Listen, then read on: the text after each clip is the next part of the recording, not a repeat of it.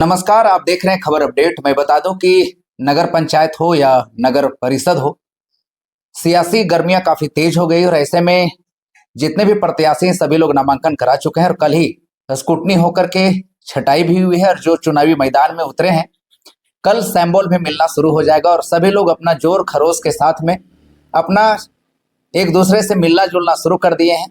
तो आइए, ऐसे में साजिद हुसैन उर्फ लल्लू जी हमारे साथ जुड़े हुए हैं जो नगर पंचायत के एक अध्यक्ष पद के उम्मीदवार हैं, तो इनसे आज रूबरू होने का मौका मिला है। तो आइए, सबसे पहले खूब खूब स्वागत करते हैं हमारे चैनल में आपको। जी धन्यवाद।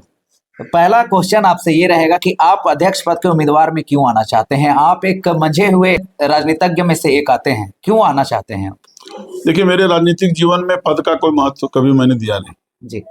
मेरे राजनीतिक जीवन में मेरी प्राथमिकता रही कि अगर मैं राजनीति में हूँ तो सामाजिक कार्यों को अपनी प्राथमिकता में देता रहा हूँ। जो मुझे जानते हैं वर्षों से, तो कोई पद छोटा बड़ा होता नहीं है जी। काम करने वाले की समझ पर वो पद छोटा बड़ा हो जाता है जनता की नजर में। जैसा वो काम करेंगे वो पद उसी तरह से सुशोभित होगा। किस विजन के साथ में आप अध्यक्ष पद के उम्मीदवार को फाइट कर रहे हैं? क्या विजन है आपकी?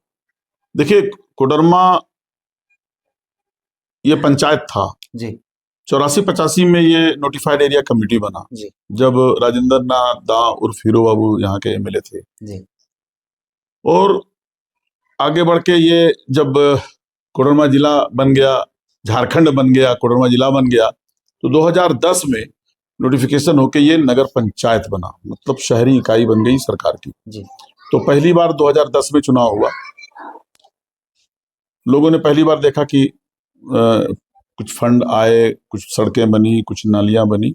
बहुत समझ आम जनों की नहीं थी, लोगों की नहीं थी कि नगर पंचायत का फंड क्या है, अधिकार क्या है, नगर पंचायत में क्या क्या योजनाएं की जा सकती हैं।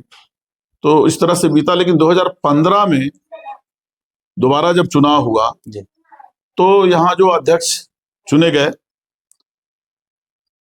2015 से 20 तक, और 20 में ये जब विघटित हो गया, चुनाव नहीं हुआ, तो 20 से लेके अब तक 250-300 करोड़ से भी अधिक पैसा आ चुका। चूंकि देखिए, कोई इकाई बनती है तो सब में बजटीय प्रावधान होता है। बिल्कुल।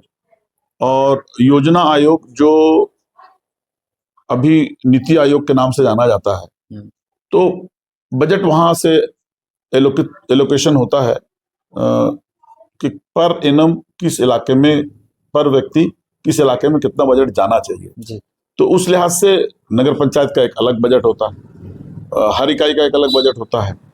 प्रदेश में जितने हैं सबका अलग बजट होता है, प्रदेश का अलग बजट होता है। तो यहाँ जो पैसे आए, तो मैं मेरे अंदाजे के मुताबिक, जो मेरी समीक्षा उसके मुताबिक 300 करोड़ से कम पैसे नहीं आए विकास योजनाओं के लिए।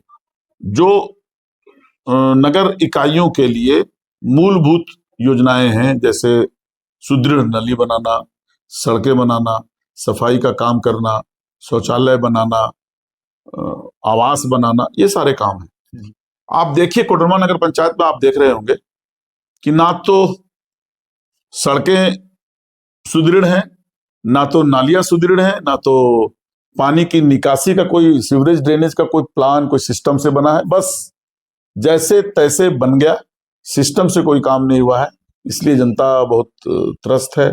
और मैं आपको बता दूं कि यदि बहुत जल्द ये प्लान गूगल मैप से बनाकर बड़े प्लान के रूप में अगर नहीं इसको विकसित किया गया, नहीं लागू किया गया, तो आप समझ लीजिए कि आने वाले 10-20 साल में कोडरमा नरकीय स्थिति में होगा। जल जमाव की स्थिति बरसात में आप देखते हैं जगह जगह हो जाता है। एक मोहल्ला है बजरंग नगर, बरसात में इतना जल जमा हो जाता है कि उसका पानी बोरिंग में घुस जाता है और पानी पीने के लिए परेशानी लोगों को ही होती है। यहाँ पे लगभग 8-9 हजार घर हैं, 10% घरों में भी पीने का स्वच्छ पानी नहीं मिलता है। तो एक बड़ी समस्या है। और मुझे लगा कि मैं अपने राजनीतिक जीवन की आखिरी पारी मैं अपने मातृभूमि, अपने कर्म भूमि, जहां मैं पैदा हुआ, उसके लिए कुछ कर जाऊं। तो यही मेरा विजन है इस चुनाव को लड़ने। आपने कहा कि चाहे वो बुनियादी समस्याएं हैं आपने रूबरू करवाया सबसे, लेकिन अगर आप निर्वाचित होते हैं तो 100 दिनों में ऐसे कौन कौन से कार्य हैं जिनको आप पूरा करना चाहेंगे? देखिए, ऐसा है कि ये कोई भी इकाई जो होता है वो 100 दिन में कोई संकल्प नहीं ले सकता। वजह उसकी है कि सरकार जब बनती है प्रदेश की या देश की, तो उसका अपना एक बजट होता है। जी। तो 100 दिन का कोई संकल्प लिया नहीं जा सकता है, लेकिन हाँ, संकल्प है मन में। 100 दिन भले नहीं हो, 6 महीने हो, लेकिन संकल्प है। सबसे पहले होल्डिंग टैक्स जो बेलगाम और बेतरीके से इसका सर्वे करा के यहाँ रेट रखा गया है, जी। 60 पैसे और 65 पैसे प्रति वर्ग फीट, ये बिल्कुल अनियमित है, बेढंगेपन से है। क्योंकि कोई भी टैक्स लगता है तो स्टेटस के मुताबिक लगता है।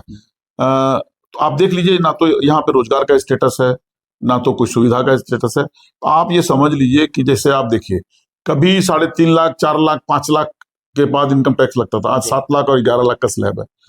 तो टैक्स लगाने की प्रक्रिया नियमित ढंग से की जानी चाहिए थी। यहाँ बिल्कुल बेलगाम और बेतरीके से किया गया। तो सबसे पहले तो वो काम होगा, और उसके बाद सुविधाओं पे काम शुरू होगा, और काम आपको 6 महीने में नजर आने लगेगा कि कोडरमा नगर पंचायत की शकल सूरत बदलने लगी है। आप देख रहे होंगे कि अध्यक्ष पद के कई ऐसे उम्मीदवार हैं, वैसे में से आप अपने आप को जनता के बीच में भरोसा कैसे दिलाएंगे कि आप ही को वोट दें? देखिए, ऐसा है कि मैंने पहले भी आपको बताया कि मैं यहीं पैदा हुआ, पला बड़ा, पढ़ा लिखा, तो जनता मुझे जानती है, बिल्कुल अच्छी तरह से जानती है। बस जनता की जिम्मेदारी, अगर नगर पंचायत का विकास चाहिए या कहीं का भी सरकार की योजनाओं का लाभ लेना है, तो सबसे पहली सीढ़ी है जनता का वोट। जी।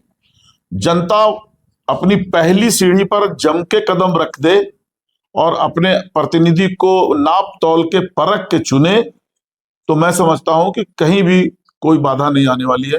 तो मैं जनता के पैमाने पर मैंने अपने आप को 35-36 साल के सामाजिक राजनीतिक जीवन को रखा है।